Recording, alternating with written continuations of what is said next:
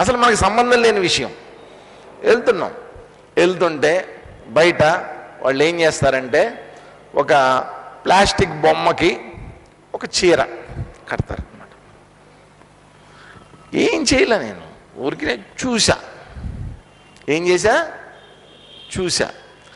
చూసిన తర్వాత ఏమైంది, ఇంతకుముందు చెప్పారు చూసారా శ్లోకంలో, రసవర్జ్యం రసోప్యస్య, లోపల ఏదో ఒక రసం పడుతుంది, ఒక ముద్ర పడుతుంది అన్న, లోపల ఒక ముద్ర పడింది. నేను చూసేసా, అయిపోయింది, ఇంటికి వచ్చేసా. లేకపోతే ఎక్కడన్నా ఒక రిసెప్షన్కి వెళ్ళానండి, ఎవరో వేసుకున్న బట్టలు చూసా, అయిపోయింది, చూశానంతే. అక్కడ ఇంటికి వచ్చిన తర్వాత ధ్యాయత,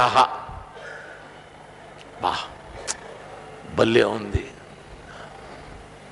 నెమ్మదిగా ఏంటి దాని గురించి రిపీటెడ్గా ఆలోచించడం, మళ్ళీ మాటికి ఆలోచించడం ఏదైతే ఉందో అదే ధ్యానం కదా.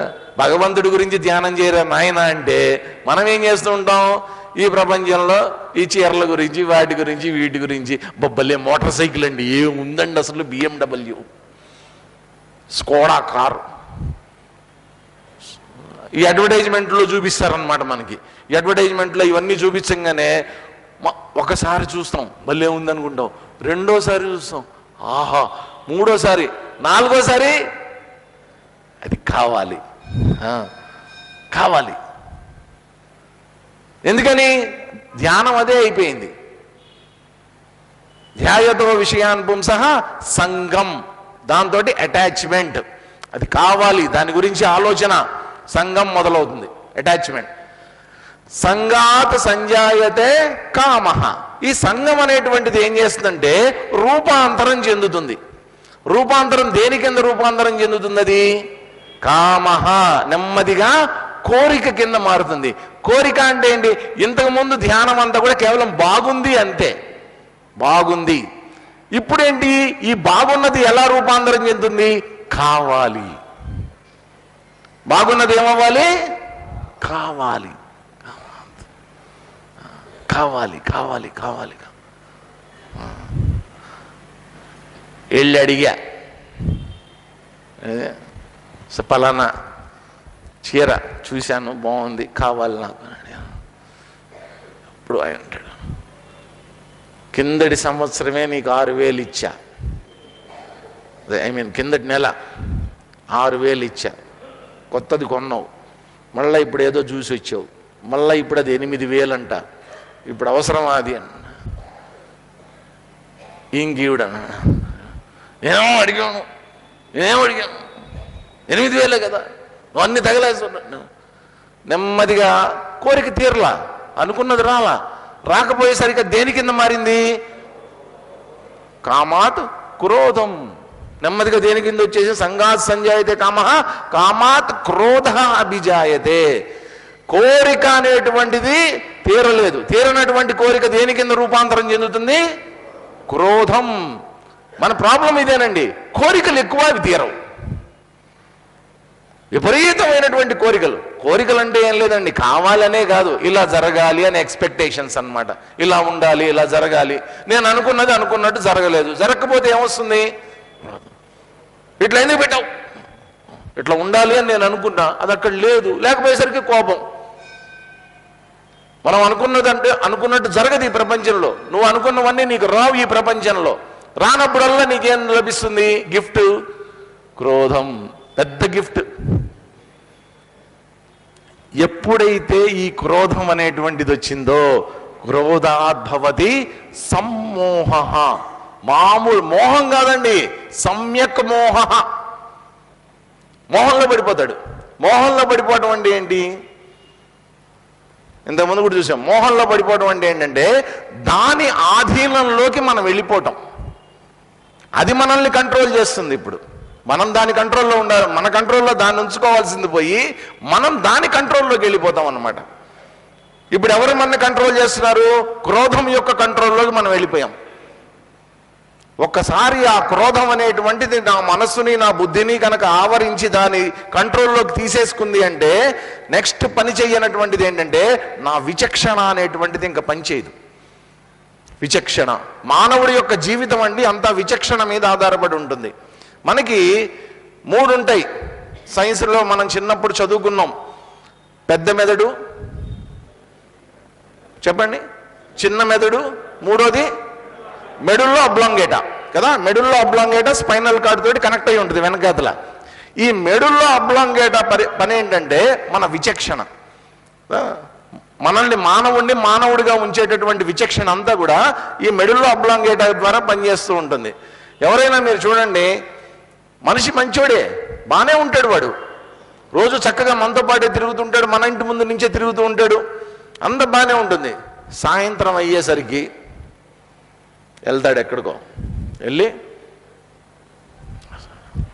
వాడు ఎట్లా బిహేవ్ చేస్తాడు చూడండి. ఇంకప్పుడు వేసేసిన వాడి బిహేవియర్ ఏం జరుగుతుంది అప్పుడు? దాని యొక్క ప్రభావం, ఆల్కహాల్ యొక్క ప్రభావం మెడుల్లో అబ్లాంగేటా మీద పనిచేస్తుంది. ఎప్పుడైతే మెడుల్లో అబ్లాంగేటా అనేటువంటిది వీక్ అయిపోయిందో విచక్షణ అనేటువంటిది కోల్పోతాడు. వాడింగ్ అని అరుస్తూ ఉంటాడు, రోడ్డు మీద పడి దొల్లుతూ ఉంటాడు, అసలు నేను మనిషిని ఉన్న సంగతిని మర్చిపోతాడు, పంది కంటే హీనంగా బిహేవ్ చేస్తాడు. కుక్కలు పందులు బెటర్ వాడికంటే. రోడ్డు మీద పడి దొల్లుతుంటాడు, పూసుకుంటుంటాడు, ఎవరన్నా వచ్చి లేపుదామంత తంతుంటాడు అసలు. ఎందుకని? మిడిల్ అబ్లాంగేటా పనిచేయదు. ఇంకా ఈ క్రోధం వచ్చినప్పుడు కూడా ఏం జరుగుతుందంటేనండి, సేమ్ ఏ విధంగా అయితే ఆల్కహాల్ తాగినప్పుడు మెడుల్లో అబ్లాంగేటా పనిచేయదో, క్రోధంలో ఉన్నటువంటి వాడికి కూడా ఈ మెడుల్లో అబ్లాంగేటా పనిచేయడం మానేస్తుంది. విచక్షణ కోల్పోతాడు అప్పుడు. అందుకనే ఆ విచక్షణారహితమైనటువంటి స్థితిలో చంపేయటాలు, నరికేయటాలు, ఆ క్రోధం లోపల నుంచి ఉద్భవించినటువంటి క్రోధం తీవ్రత ఆ విధంగా ప్రకటితం అవుతూ ఉంటుందన్నమాట. క్రోధం అనేది లోపలే, కానీ దాని యొక్క ప్రకటన, ఎక్స్ప్రెషన్ అనేటువంటిది. కోపం వచ్చిన వాళ్ళు చూశారు ఎప్పుడన్నా? అసలు చూపులు కానీ ఎలా చూస్తారంటే శివుడు మూడో కన్ను తెరిచినట్టు చూస్తారనమాట. ఇంకా వాళ్ళ చూపులకి భస్మం అయిపోవాల్సింది. ఎవడన్నా పళ్ళు పటపట పటపట కొరుకుతుంటారు, అసలు పిడికిలు బిగిస్తుంటారు. ఇవన్నీ చూడాలంటే మీరు పాకిస్తాన్ ఇండియా క్రికెట్ మ్యాచ్ చూడాలి. భలే ఉంటుంది ఆ రోజున. ఒక్కొక్కటి ఇట్లా అసలు పాకిస్తాన్ కనుక ఓడిపోతే వీడియోలు వస్తూ ఉంటాయి అన్నమాట సరదాగా. యూట్యూబ్లో టీవీలు పగలు కొట్టేసేవాళ్ళు, ఎత్తి కిందేసేవాళ్ళు, బిల్డింగ్ మించి దూకేసేవాళ్ళు. క్రోధం యొక్క ఎక్స్ప్రెషన్ అన్నమాట అదంతా. క్రోధాద్భవతి సమ్మోహ, దాని కంట్రోల్లోకి లాగేసుకుంటుంది. మా చిన్నప్పుడు ఇంటర్మీడియట్ చదువుతున్నప్పుడు మేము సిద్ధార్థ కాలేజీలో విజయవాడలో శివశంకర్ సార్ అని ఒక లెక్చరర్ ఉండేవాడు మాకు. Is a wonderful English teacher, wonderful English lecturer అనమాట ఆయన. అసలు ఆయన క్లాస్ అంటే పడి చచ్చేవాళ్ళం. అసలు ఆ టైగ్రెస్ ఆఫ్ కుమవాన్ అని ఒక లెసన్ ఉండేది మాకు, జిమ్ కార్బెట్. అసలు ఆ లెసన్ చెప్తుంటే ఆయన నిజంగానే జిమ్ కార్బెట్ అడవిలోకి వెళ్ళినట్టు, చీకటి పడినట్టు, ఆ గొర్రె అక్కడ పెట్టడము, పైన టైగర్ రావటము, ఈయన కాల్చటము, అలా పిక్చరైజ్ చేసి చెప్పేవాడు అనమాట. సినిమా చూసేవాళ్ళం ఆయన లెసన్ చెప్తుంటే. అంత అద్భుతమైనటువంటి టీచర్ ఆయన, లెక్చరర్ ఆయన. సాయంత్రం అయ్యేసరికి కాలేజీ నుంచి బయటకు వచ్చి అక్కడే ఎదురుగుండా ఉండే షాప్లోకి వెళ్ళి తాగేసేవాడు. కాలేజ్ అయిపోగానే వచ్చి ఆ కాలేజ్ గేట్ దగ్గర పడిపోయేవాడు. మేమంతా అప్పుడు చిన్నపిల్లలు, మేము ఆయన్ని ఎత్తి రిక్షాలో కూర్చోబెట్టి అన్న తీసుకెళ్ళరా బాబు అని చెప్పి మేము డబ్బులు ఇచ్చి రిక్షా వాడికి పంపించేవాడు. అంత అద్భుతమైనటువంటి లెక్చరర్. ఫర్ సమ్ రీజన్, ఏం రీజన్ ఏంటో, కారణం ఏంటో మనకు తెలియదు. కానీ ఆ సాయంత్రం అయ్యేసరికి కాలేజీలో ఉన్నంత వరకు ముట్టుకునేవాడు కాదండి, బ్రహ్మాండంగా లెసన్ కాలేజీ అయిపోతూనే ఎదురుగుండా వెళ్ళిపోయేవాడు. ఏంటది? ఆ టైంలో బిహేవియర్ చూడండి. కాలేజీ ముందే, గేట్ ముందే పడి దొల్లేవాడు ఆయన. సమ్మోహం, స్మృతి భ్రంశాత్ బుద్ధినాశ. అప్పుడు ఏమవుతుందట, ఈ సమ్మోహము అనేటువంటిది ఆవరించినప్పుడు స్మృతి అనేటువంటిది కోల్పోతాం. స్మృతి అంటే ఏంటంటే మన బుద్ధిలో ఉండేటటువంటి జ్ఞాపకాలన్నీ కూడా పోతాయి. అసలు నేను మనిషిని, నేను స్వామి ఆత్మ విధానందా, నేను చిన్మయ మిషన్ను, నేను ఒక ఇన్ఛార్జిని, ఇవన్నీ మర్చిపోతాం. ఆ టైంలో ఇంకేం గుర్తురావు. స్మృతి అనేటువంటిది పోతుందన్నమాట. అసలు మనం నడిపించేటటువంటిది మన స్మృతి, మన జ్ఞానం అంతా కూడా మన స్మృతిలో ఉంటుంది. ఆ స్మృతే కోల్పోయినప్పుడు నా జ్ఞాపక శక్తి అనేటువంటిది నశించిపోయినప్పుడు, నేనెవరో నేనే మర్చిపోయినప్పుడు ఇంకేం మిగిలిద్దండి? ఎవరు మిగులుతారు? నా లోపల ఉండేటటువంటి పశువు బయటకు వస్తున్నప్పుడు. ఇప్పటిదాకా నన్ను నా జ్ఞానం అనేటువంటిది మానవుడిగా నిలబెట్టింది. ఒక పశువుని అయినప్పటికీ కూడా, ప్రపంచంలో నేను ఒక పశువులాగా పుట్టినప్పటికీ కూడా, నేను సంపాదించినటువంటి జ్ఞానం చిన్నప్పటి నుంచి నా గురువులు, నా టీచర్లు, నా లెక్చరర్లు నాకు ఇచ్చినటువంటి జ్ఞానం, నా తల్లిదండ్రులు నాకు ఇచ్చినటువంటి జ్ఞానం నన్ను మానవుడిగా మార్చి మానవుడిగా ఉంచింది. ఆ స్ఫురణ అంతా ఉంటుంది లోపల.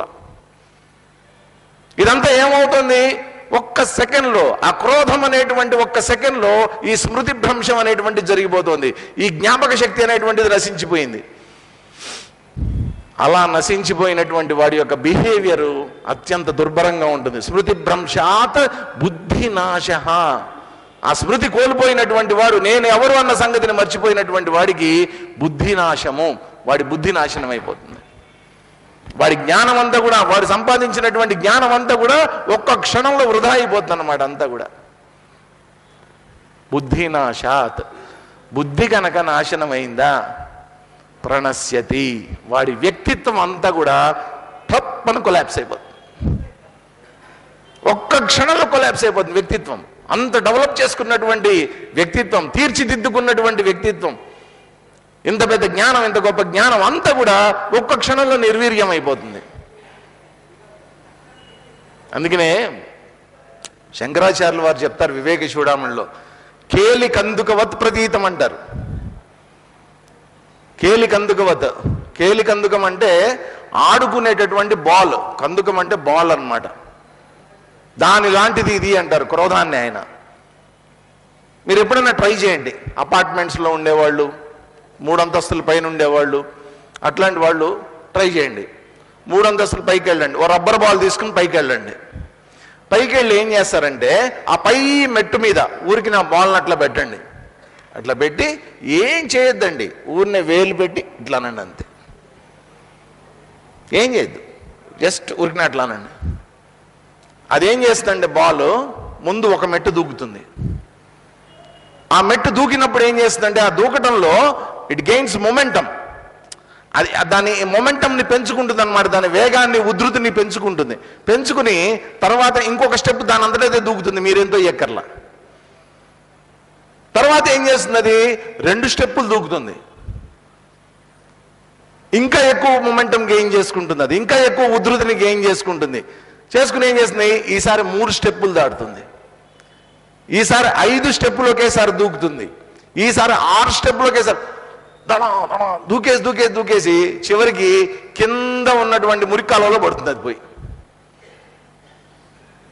మీరేం చేయలేదు దాన్ని, జస్ట్ మీరు ఊరినే ఒక్క వేలుతో అట్లా అన్నారు అంతే. మిగతా పని అంతా చూసుకుంటుంది.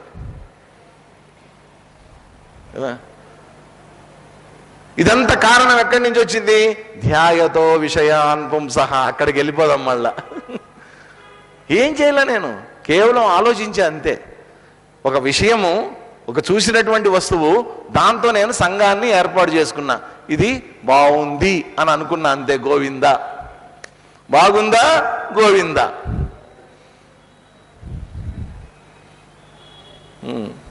కాబట్టి చాలా జాగ్రత్తగా ఉండాలండి. ప్రతిదాన్ని చూసి భలే ఉంది భలే ఉంది అని 10 సార్లు అనుకోవద్దు.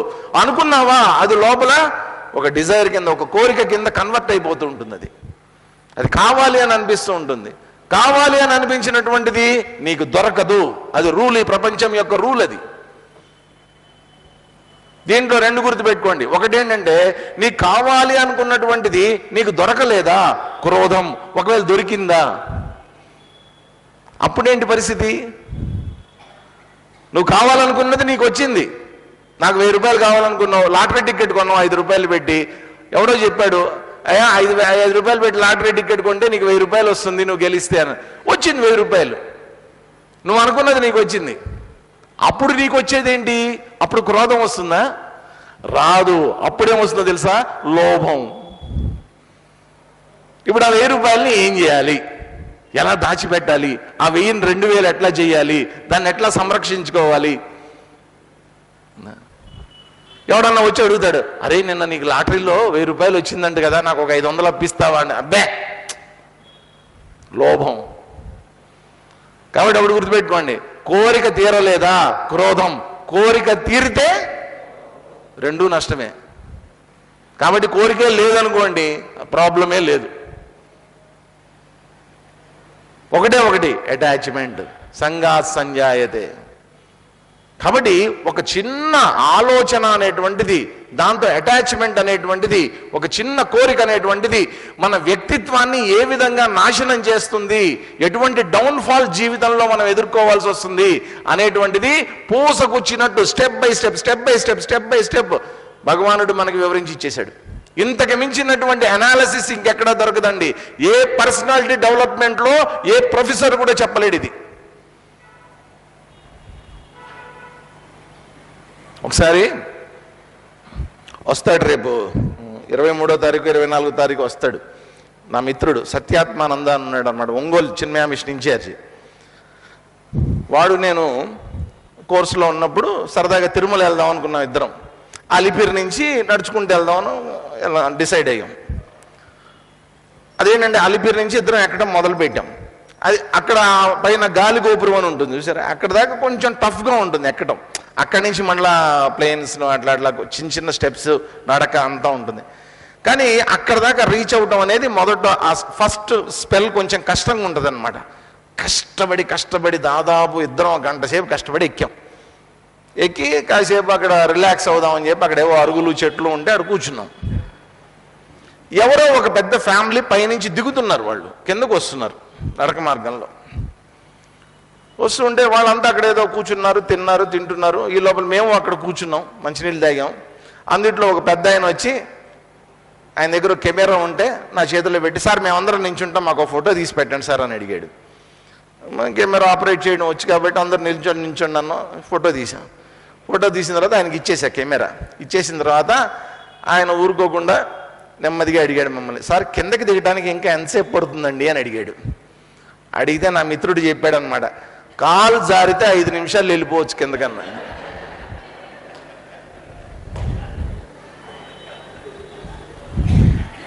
గుర్తుపెట్టుకోండి, కాలు జారిందా 5 నిమిషాల్లో కొండ దిగచ్చు.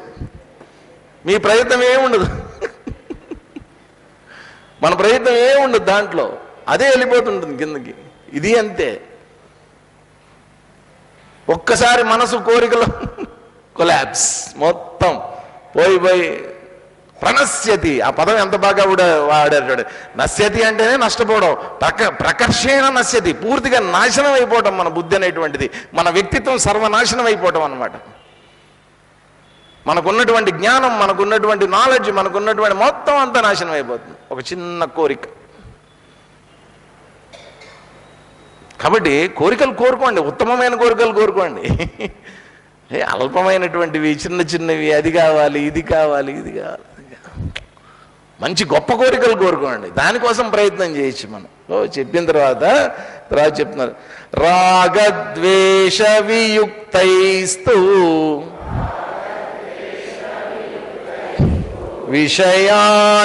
విషయానింద్రియైశ్చరన్ ఆత్మవశ్యైర్విధేయాత్మా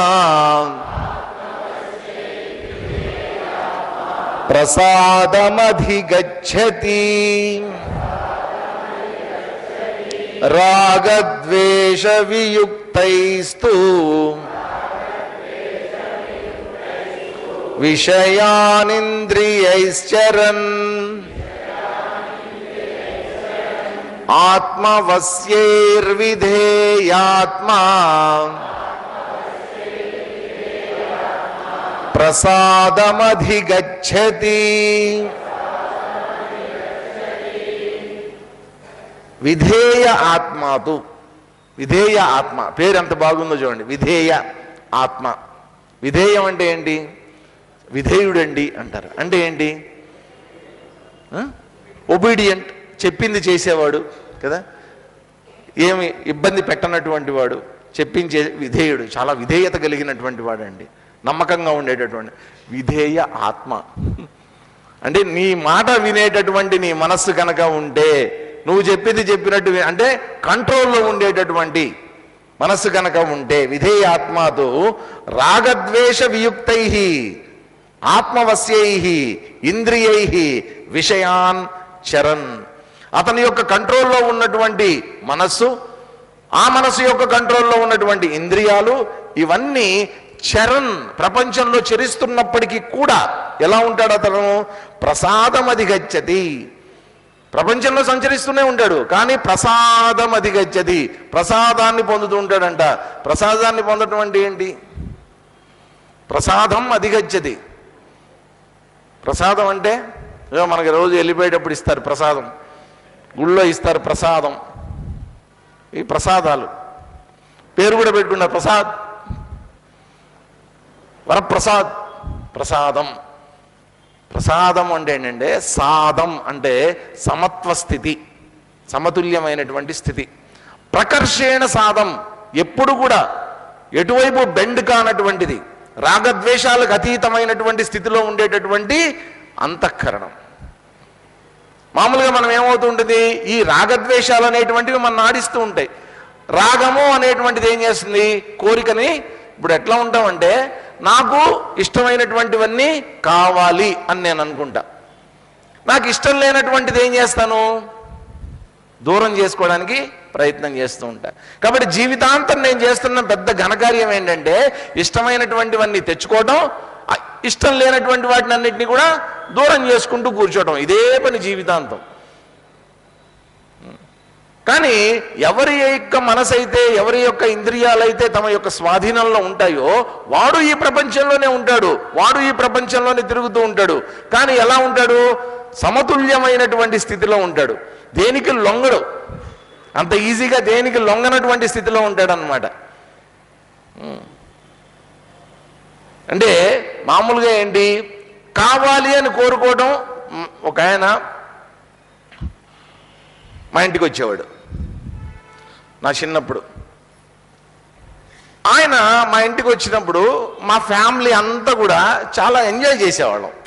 ఎందుకంటే మాతో సరదాగా ఉండేవాడు, అందరితో పిల్లలందరినీ ఏదో క్యారమ్ బోర్డు ఆడించి అంత సరదాగా ఉండేదన్నమాట. ఆయన సాయంత్రం దాకా ఉండి వెళ్ళిపోయాడు. ఎప్పుడో రైల్వేస్లో పనిచేసేవాడు ఆయన, సాయంత్రం దాకా ఉండి వెళ్ళిపోయాడు. ఆయన ఎప్పుడు వస్తాడా అని పిల్లలందరం వెయిట్ చేసేవాళ్ళం. ఎక్కడో దూరం బంధువు అట, ఎప్పుడు వస్తాడా అని వెయిట్ చేసేవాళ్ళం.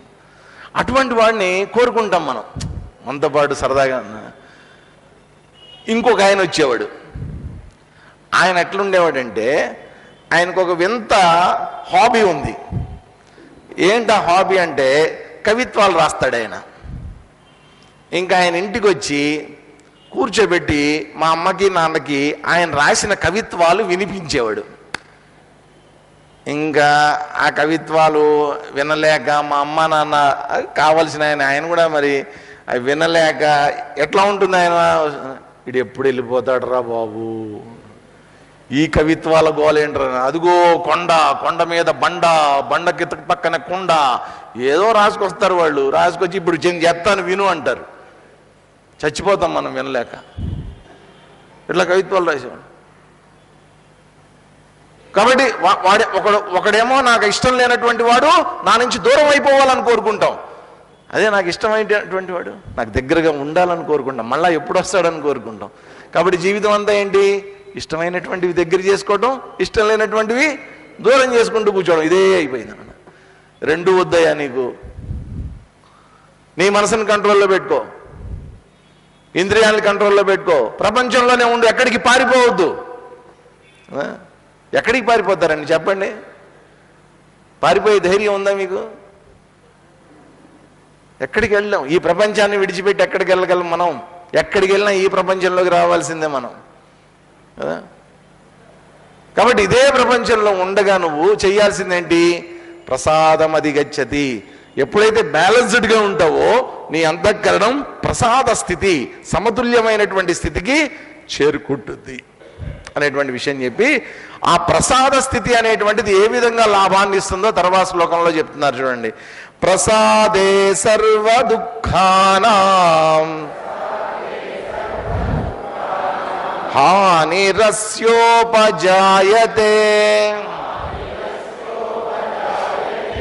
ప్రసన్నచేతసో యాశు.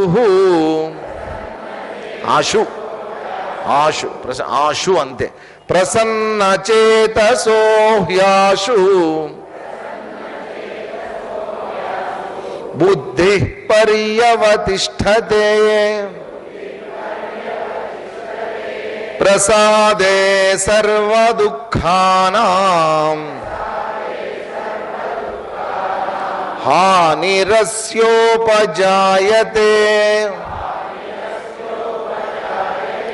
ప్రసన్నచేతసో హ్యాశు బుద్ధి పర్యవతిష్ఠతే ప్రసాదే అస్య సర్వదుఃఖానాం హాని ఉపజాయతే. ఎవరిదైతే అంతఃకరణం ప్రసాద స్థితిలో ఉంటుందో, సమభావంలో ఉంటుందో, అటువంటి వాడి యొక్క అంతఃకరణం ఎట్లా ఉంటుందట, సర్వదుఃఖానాం హాని ఉపజాయతే. అతనిలో ఉండేటటువంటి అన్ని దుఃఖాలు కూడా నాశనం అయిపోతాయి, వాటికి హాని కలుగుతుంది. హాని కలగటం అంటే నాశనం అయిపోతాయి. కాబట్టి బ్యాలన్స్డ్ స్టేట్ ఆఫ్ మైండ్లో ఉండేటటువంటి వాడు, అన్నిటినీ సమంగా స్వీకరించగలిగినటువంటి శక్తి కలిగినటువంటి వాడు, ఆ విచక్షణ కలిగినటువంటి వాడు, సమభావంలో ఉన్నటువంటి వాడు, సమాధి స్థితిలో ఉన్నటువంటి వాడు ఎప్పుడు ఎలా ఉంటాడట, ఆ ప్రసాద స్థితిలో ఉన్నటువంటి వాడు అన్ని దుఃఖాల నుంచి బయటపడిపోతాడు. అతను దుఃఖాలు అతన్ని ఏం చేయవు. మనిషిని బాధించేటటువంటిదంతా దుఃఖాలేనండి. ఏ దుఃఖం లేకపోతే జీవితం ఆనందంగానే ఉంటుంది. అన్ని సుఖాలే వస్తూ ఉంటే ఆనందమే ఆనందం. అదే మన దుఃఖం దూరం చేసేటటువంటిది ఏంటి, మన ఇబ్బంది పెట్టేటటువంటిది ఏంటి, దుఃఖాలే. మనం ఏం చేస్తాం, దుఃఖం రాకూడదు అని కోరుకుంటాం. దుఃఖం రాకూడదు అంటే దానికి తగ్గ ప్రయత్నం చేయాలి కదా. ఇప్పుడు ఏదైనా కడుపులో నొప్పో ఏదైనా దుఃఖం వస్తే డాక్టర్ దగ్గరికి వెళ్తాం. మానసికమైనటువంటి దుఃఖాలు వస్తే ఏం చేస్తాం, బెస్ట్ థింగ్ ఏంటంటే రాకుండా చూసుకోవటం. మెడిసిన్లో కూడా ఏం చెప్తారండి, రోగం వచ్చిన తర్వాత మందేయటం కన్నా రోగం రాకుండా చూసుకోవటం మంచిది కదరా అని చెప్తారా లేదా కదా. మెడిసిన్లో ప్రాథమిక సూత్రం అది. Prevention is better than cure చెప్తారు మనకు ముందుగానే. అలాగే లోపలికి రాకుండానే చూసుకోగలగాలి, కానీ వచ్చిన తర్వాత దానికోసం సాధనలు చేయటం ఎందుకయ్యా. ఈ రాగద్వేషాలు అనేటువంటివి లోపలికి రాకుండా చూసుకో, లోపల ఏర్పడకుండా చూసుకోవటం చేసుకున్నటువంటి వాడికి బుద్ధి పర్యవతిష్ఠతే, ప్రసన్నమైనటువంటి ప్రసన్నత అని అన్నారు. చూడండి ఆ పదం ఎంత బాగుందో, ప్రసన్నం కదా. ప్రసన్నము అంటే ఏంటి, ప్రశాంతంగా ఉండటం. ప్రసన్నం చేసుకోవయ్యా అంటారు. ఆయన్ని ప్రసన్నం చేసుకో, దేవుడు ప్రసన్నమయ్యాడు. ప్రసన్నం పేరు కూడా పెట్టుకుంటారు, లక్ష్మీ ప్రసన్న, దేవి ప్రసన్న పేర్లు పెట్టుకుంటారు. ప్రసన్నం వాస్తవంగా సంస్కృత పరంగా చూసినప్పుడు ప్రసన్న స్థితిలో ఉండటం అంటే ఏంటంటే ఎటువంటి అలజడి లేనటువంటి స్థితిలో ఉండటం.